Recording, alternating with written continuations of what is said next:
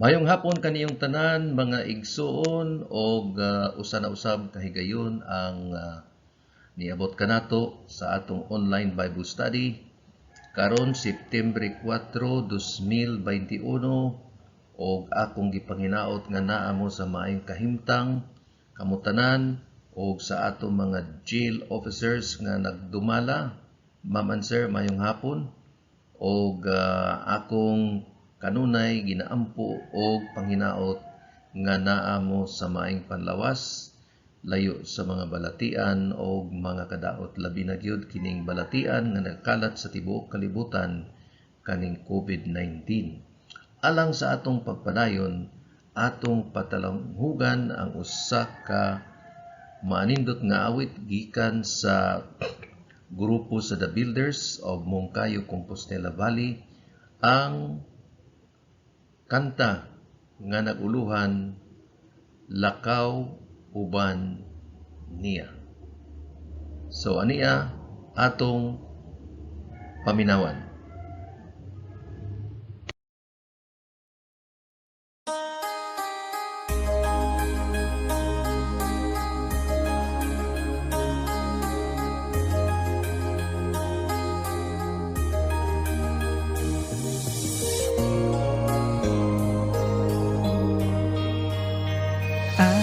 Isulti sa taong nga siya, tuas sa langit layo apan, nahibalo sa kasing-kasing ang kinahanglan sa atong paglakaw.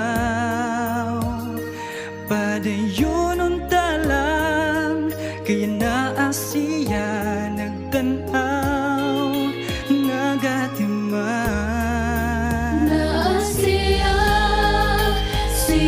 Jesus, kung tawag-unta, higala siya.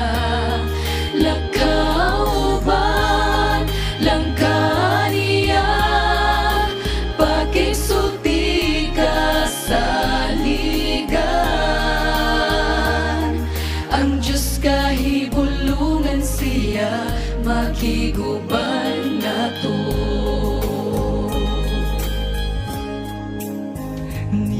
Kita sa mga pag-antos ug pagagulo sa kasubo, nakasayod siya sa ligil lang kinaa siya nga nagauna sa mga dalanta. Lakaw tan-awa lamang siya kay ikaw giatiman niya. Naa siya si Jesus, kung tawag-unta, higala siya. Lakaw uban, langka niya, pakisulti ka sa ligan. Ang Diyos kahibulungan siya. Naa siya si Jesus, kung tawag-unta, higala siya. Lakaw uban, langka niya, pakisulti ka sa ligan. Ang Diyos kahibulungan siya. Ang Diyos kahibulungan siya. Dili ka na mag-inusara, magauban siya. Muuban siya.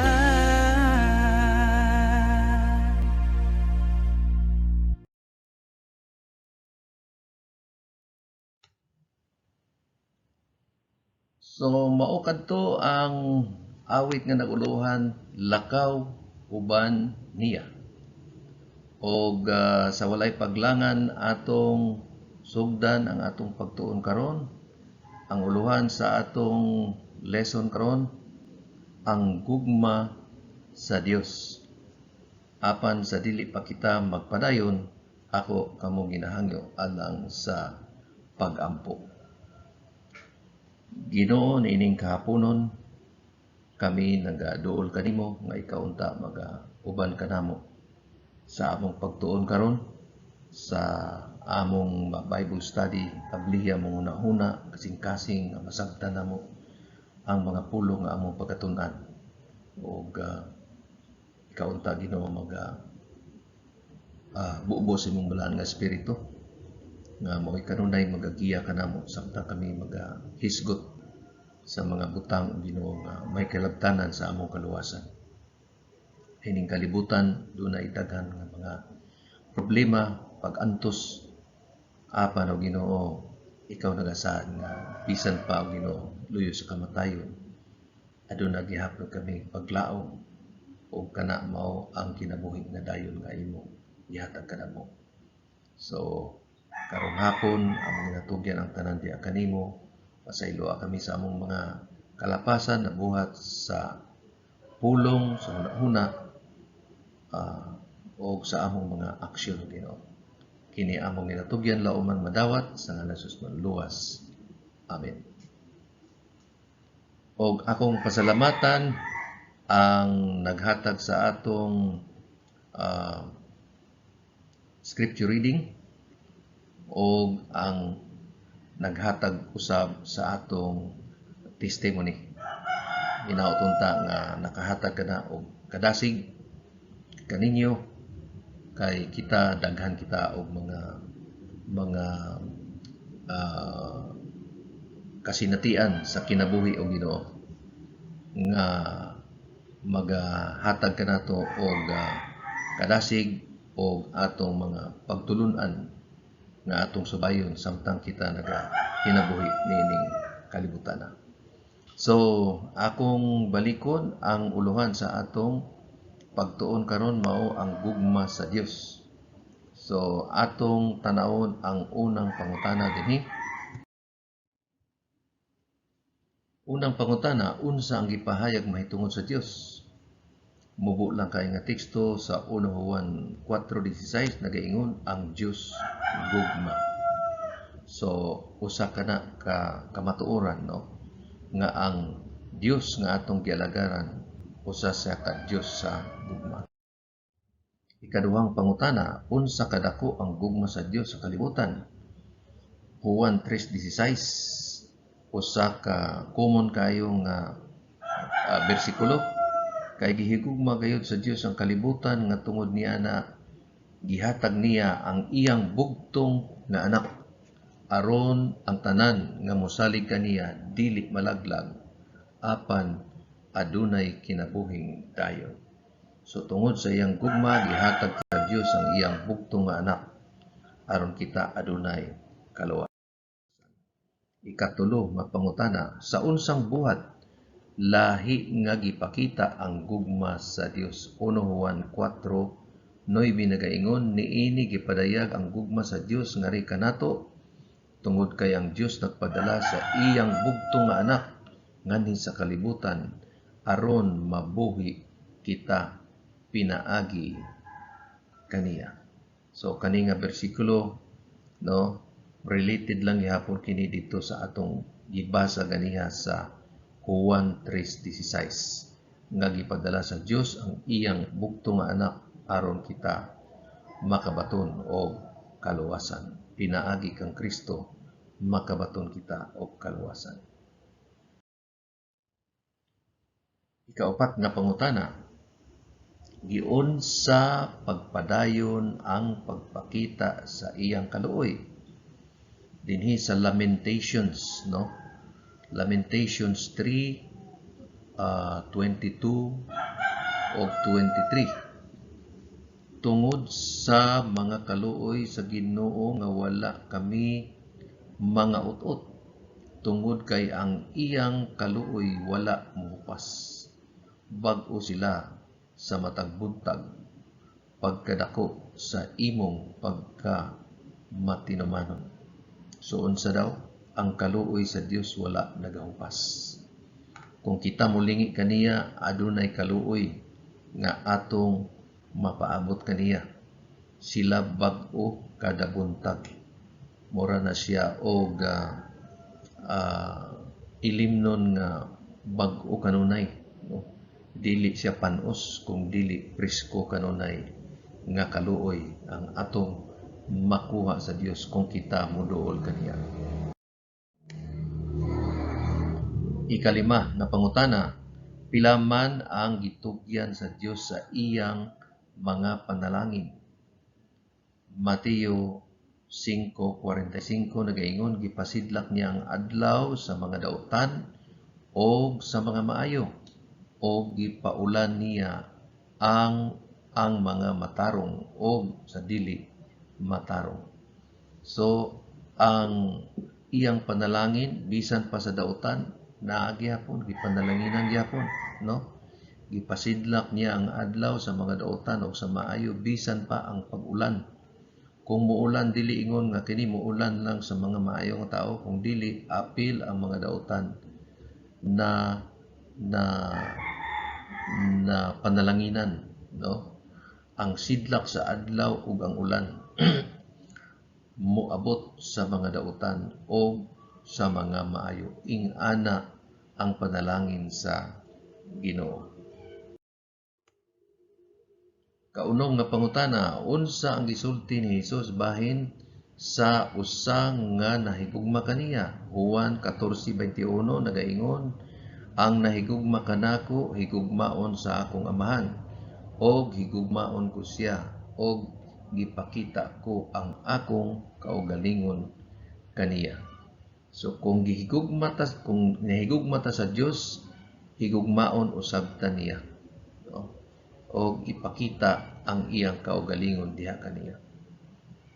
So mauna ang gugma sa Dios, no?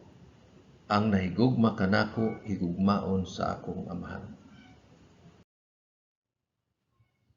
Ikapito nga pangutana, ngadto sa unsang relasyon sa Dios nga gidala ang sa ato ang iyang gugma? 1 Juan 3:1 nagaingon, tan-awa unsang matang sa gugma nga gihatag kanato sa amahan nga pagatawgon kita nga mga anak sa Dios. So, unsa daw ang relasyon nato sa Dios, no? Pinaagi sa iyang gugma, ato siyang amahan. Ang amahan mao na ang pinakasuod nato nga relasyon sa atong pareha nga isig katawo, no? Kay kung mutawag tag amahan, bot pasabot nga naghatag ta og respeto sa usa ka tawo. O kung kita nagahatag og respeto sa usa ka tawo, sundon nato ang iyang mga gisulti. Tanawa unsang matang sa gugma ang gihatag kanato sa amahan nga pagatawgon kita nga mga anak sa Dios. So kung gidawat nato ang amahan ni Kristo, no, nga naa sa langit, no, kita pagatawgon nga mga anak sa Dios. Ikawalo nga pangutana, sa unsa nalipay ang Dios? Mikiyas 7:18, kinsa ba ang usa ka Dios nga ingon kanimo nga magpasaylo sa kasalaanan og nangagi nga kalapasan sa salin sa iyang panulundon? Wala niya pugni ang iyang kasuko sa walay katapusan tungod kay nahagugma siya sa kaluoy. So ang Ginoo dili niya pugnan ang iyang kasuko sa walay katapusan tungod sa iyang gugma kanato. Kay diha ang iyang kalipay mao nga kita makabalik sa kaniya alang sa pagsunod sa iyang mga kasuguan. So mo na ang iyang diha nga paagi siya malipay. Kinsa ba ang Dios nga nag-ingon kanimo nga magpasaylo sa kasalanan o nangagi nga kalapasan Sa salin sa iyang panulundon, wala niya pugni ang iyang kasuko sa walay katapusan tungod kay nahagugma siya sa kaluoy. So ang Ginoo naluoy kanato, mao na nga siya nagapadayon sa iyang paghigugma kanato.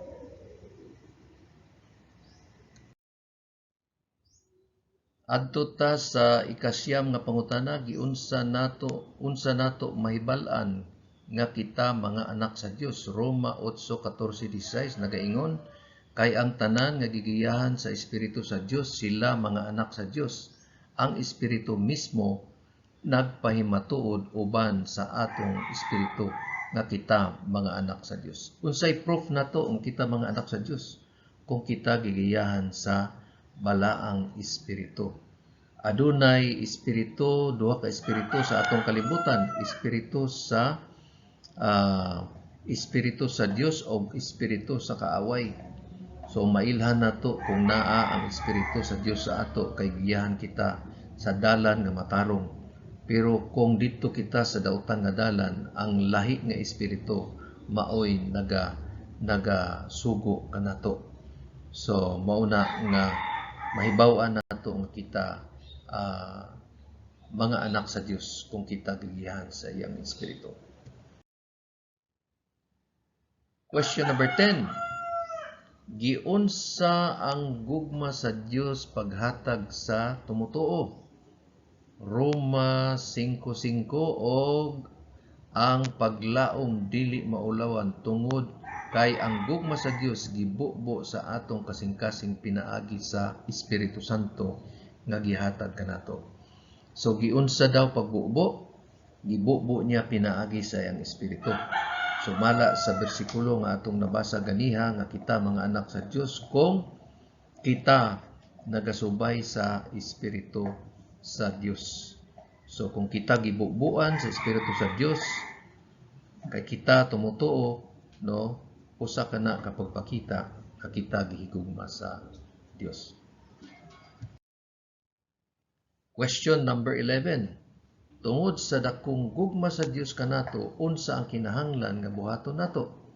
1 Juan 4:11 nagaingon, ang may inigugma, mga higinigugma, kung gigugma kita sa Dios, kinahanglan usab kita maghigugma anay. So, kay gihigugma man kita sa Dios, atong higugmaon ang atong isig katao. Love thy neighbor as thyself. So kung gihigugma nato atong kaugalingon, higugmaon nato ang atong mga isig ka tao. So 1 Juan 4:11, kinahanglan usab kita maghigugmaanay.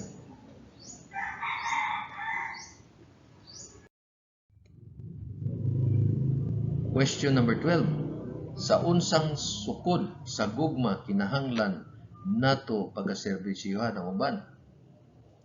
1 Juan 3:16, niini maila nato ang gugma sa Dios tungod kay gihalad niya ang iyang kinabuhi tungod kanato, o kinahanglan nga gihatag nato ang atong kinabuhi tungod sa mga igsoon. So kung kita nagigugma, no, dili nato igsapayan usahay maabot ang panahon nga ang atong kinabuhi usab pangayoon tungod sa atong gugma.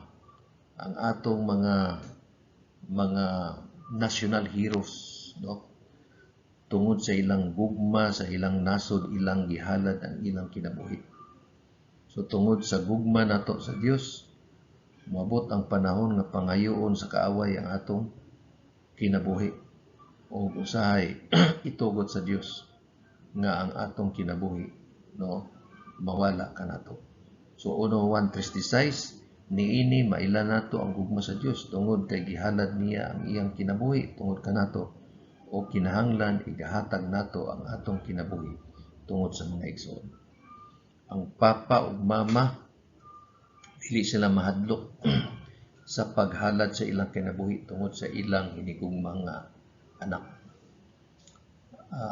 Usahay ang yuon ta nga modonita og part sa atong lawas, halimbawa dugo na ay nakinahanglan og dugo, part sa atong kinabuhi atong gidonate tungod kita na higugma. Nagdonate ta sa atong kidney, pero karon napoy uban nga tungod sa kawadon, o tungod po sa negosyo, gihatag nila ang ilang kidney, ilang ibaligya, na siya. Pero din kinabuhi ang ginahangyo, moabot ang panahon nga ang kinabuhi pag hangyoon kanato sama sa usa ka amahan, nga bahala na siya mamatay, mabuhi lamang ang iyang anak, ug mauusab na ang kinaiya sa atong Dios nga amahan o Hesukristo, nga namatay para kanato. Number 13, unsang tambag ang gibase sa gugma ni Kristo alang kanato? Efeso 5:2, og paglakaw sa gugma ingon sa pagigugma ni Kristo kanato, og gihatag ang iyang kaugalingon alang kanato, usa ka halad og usa ka sakripisyo sa Dios alang sa usa ka humot nga insinso. So unsang tambag ang gibase sa gugma ni Kristo alang kanato?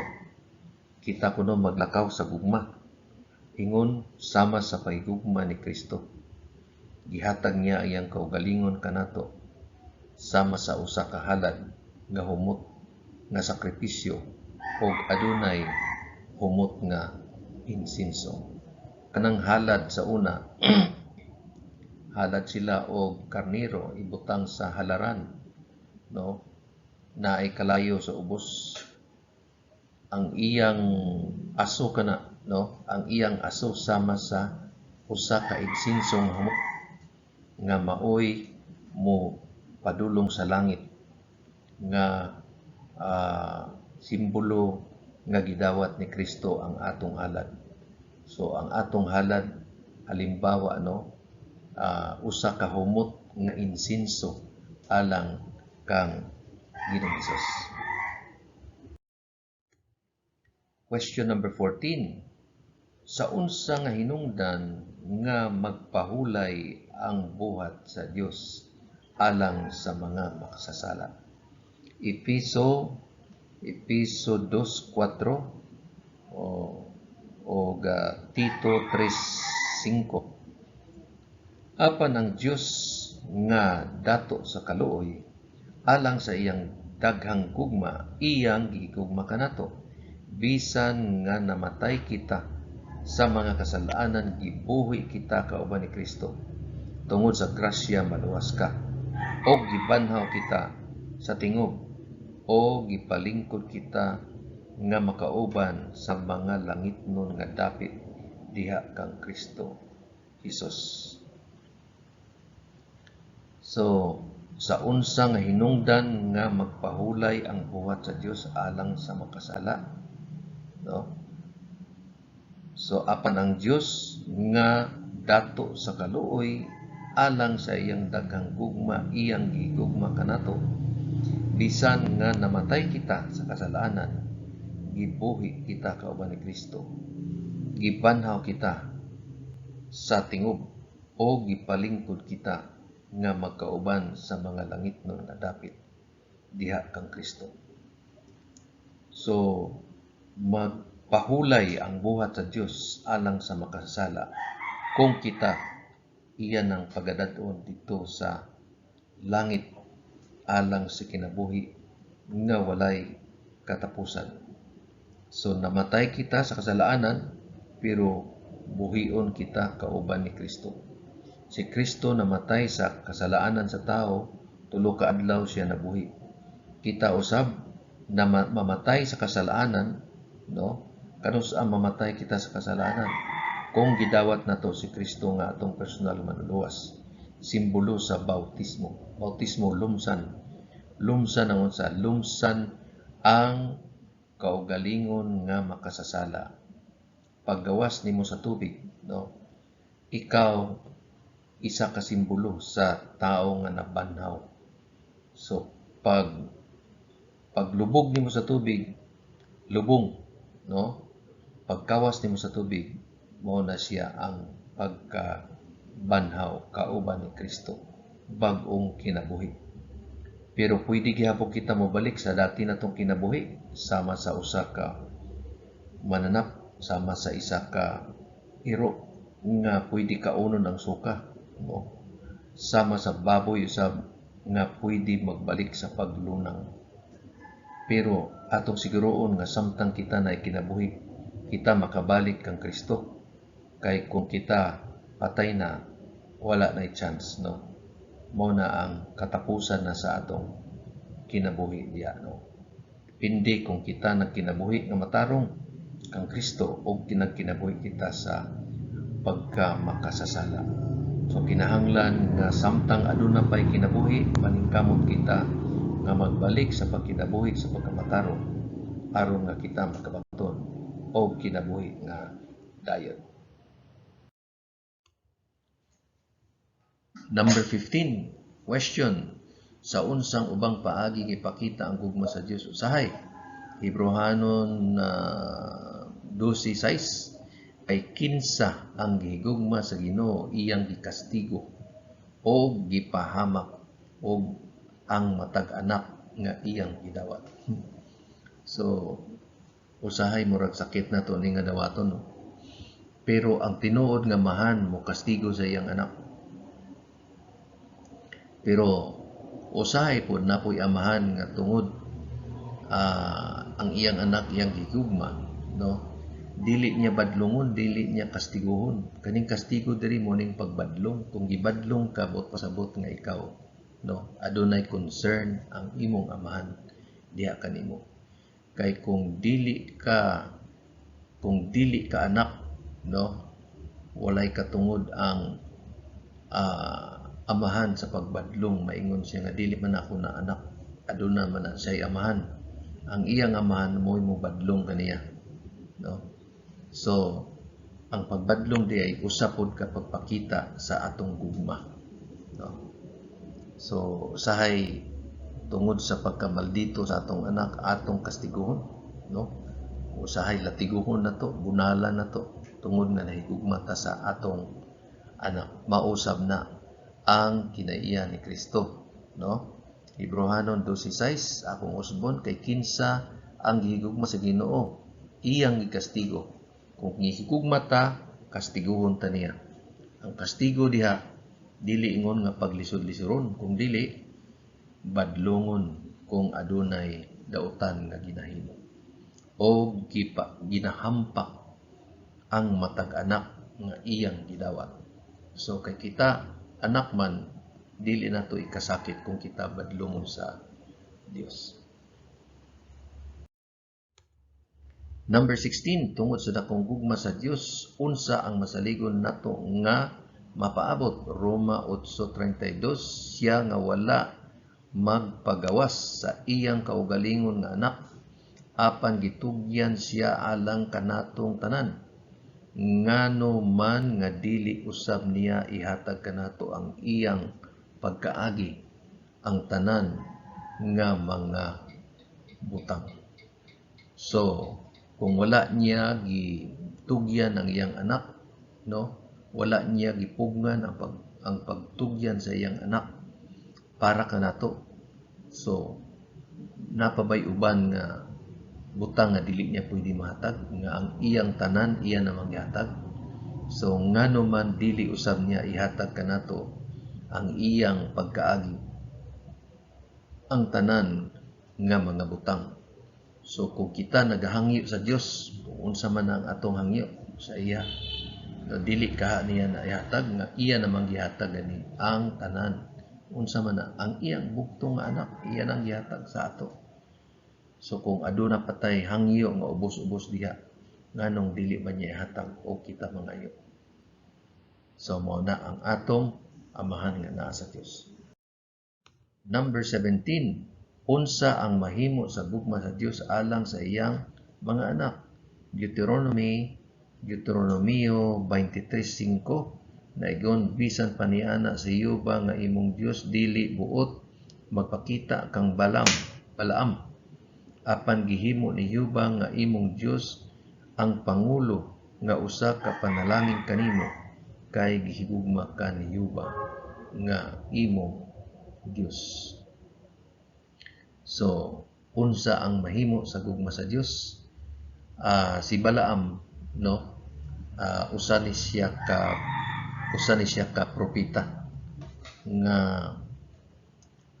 gusto siya moadto sa usa ka dapit, apan dili gusto ang Dios nga moadto dito, no? Pero tungod ni ana, no, nisulti ang iyang gisakyan nga asno, no? Nisulti tungod kay ngano iya manggi gibunalan, no? Kay gusto niya nga padayon, apan ang Dios dili gusto, no? Iyang gibunalan unya nisulti ang asno, no, nga dili dapat siya moadto dito, apan gihimo ni Yuba ang imong Dios pangulo nga usa ka panalangin kanimo. So ang pagsulti sa asno, no, usa ka panalangin, kay ngano man dili gusto sa Dios nga mapahamak si Balaam, no, kay gihigugma siya ni Yuba nga mao ang iyang Dios. So usahay ang pagbadlong, no, usahay misinterpret na to nga wala man tingali kog gihigugma sa Dios, pero sayop nga panguna-una kay ngano man gibadlong kita kay aron dili kita maadto sa kadautan. Ang atong mga ginikanan pila ka bisis nga kita giingnan, ayaw lagi ana, no, ayaw ana kay dili na siya maayo, pero kita mamugos man gyud. So sa atong pagpamugos niadto ta sa kadaot. Number 18, kung gipasalamatan sa mga lalaki ang gugma sa Dios, unsa ang mahitabo gibuhat nila. Salmo 36:7, pagkahalangdon sa imong mahigugmaong kalulot o Dios, tungod niini ang mga anak sa tao nga maminaw sa ilawom sa yuta sa imong mga tao. So gipasalamatan sa mga lalaki ang gugma sa Dios. Nga ingon ni David, pagkahalangdon sa imong mahigugmaong kalulot o Dios, tungod niini ang mga anak sa tao nga naminaw sa ilalom sa yuta sa imong mga tao. Okay, number 19. Unsa ka mapadayunon ang gugma sa Dios alang kanato. Jeremias 31:3 nagaingon, ang Ginoo nagpakita kanato kaniadto nga nagingon, o gihigugma ko ikaw usa ka gugma nga walay katapusan. I have loved you with an everlasting love. Busa ang uban na higugmaong kalulot, gidani ko ikaw. So sa akong mahigugmaong kalulot, ako ikaw gidani. Jeremias 31:3. So ang gugma sa Dios mapadayunon, no? Mapadayunon. Sumala sa iyang giingon, gihigugma ko ikaw sa usa ka gugma nga walay katapusan. Walay katapusan ni siya kay kung kita maminaw sa iya, mopabilin, no, kana nga gugma. Apan kung dili kita maminaw, no, kana nga gugma, bisag naa pa na siya, di nato mapahimuslan kay kita wala man naminaw sa iya. Permanente ang gugma sa Dios kung atong lingion, pero di nato lingion, no, maadto ta sa mga butang nga magmahay ta, no. So kinahanglan nga kita mo balik ngadto kaniya. Jeremias 31:3. So Adto ta sa number 20, unsa ka mapadayunon ang gugma sa Dios alang kanato.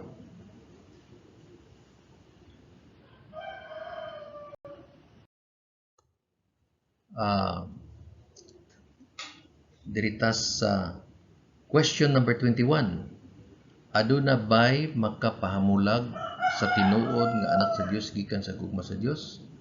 Roma 8:38 nagaingon, tungod kay ako masaligon nga bisan ang kamatayon, bisan ang kinabuhi, bisan ang manulunda, bisan ang mga punuan, bisan ang mga gahom karon, bisan ang mga butang nga umalabot, bisan ang kataas ni kahiladman, bisan ang uban nga binuhat, dili makahimo sa pagpamulag kanato gikan sa gugma sa Dios nga anaa kang Kristo nga atong Ginoo. So walay bisan unsa nga butang nga makapahimulag kanato sa gugma sa Dios. Kamatayon, kinabuhi, manulunda, punuan, gahom, no? Mga butang nga umalabot, ang kataas, ang kailawom, no? Bisan pa mga binuhat, dili siya makapahimulag kanato sa gugma ni Kristo.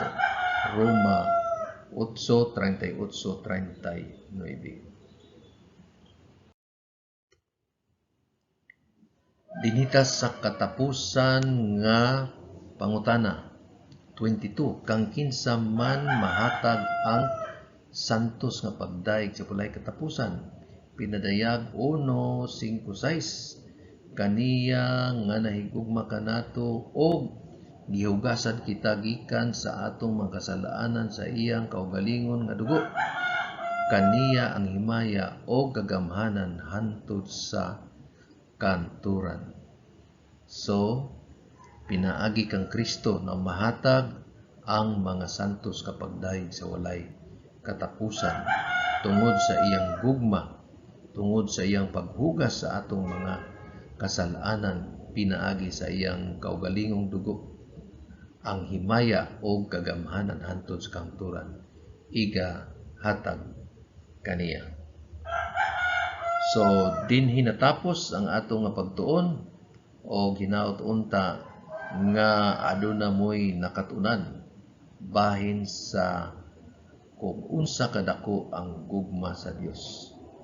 So, kay siya nahigugma kanato, ato usab siya pagabalusan sa atong gugma pinaagi sa pagsunod sa iyang mga sugo.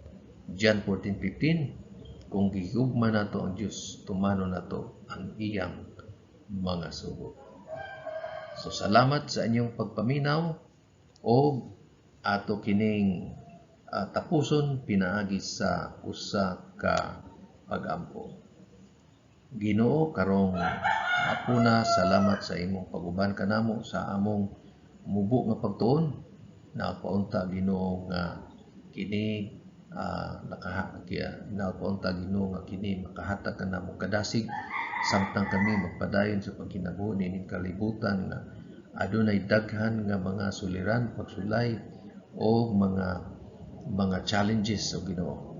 O ginapaunta nga ikaw maghatag ka na mo kadasig sa pagpadayon sa among pag-alaga diya kanin bisan pa sa malisod na kahimtang tungod ka ikaw anaan ang natanaw ka namo sa among mga kalisod o ikaw mapataningog sa among pagkaampo. Akong ginaampo ang akong mga kaigsuonan na dinhi sa ilang mga tigdumala, mga jail officers, sa ilang tagsa-tagsa kapanimalay. Kaunta mag-ausa ka namo sa usa ka gugmang pagtuo. Salamat sa imong tutubag kanamo o pag-ampo kini amo natugyang nauman madawat sa ngalan sa magtuwas. Amen. So kita-kita ta sa sunod Sabado. So bye-bye og amping kanunay, keep safe and see you sa sunod nga Sabado.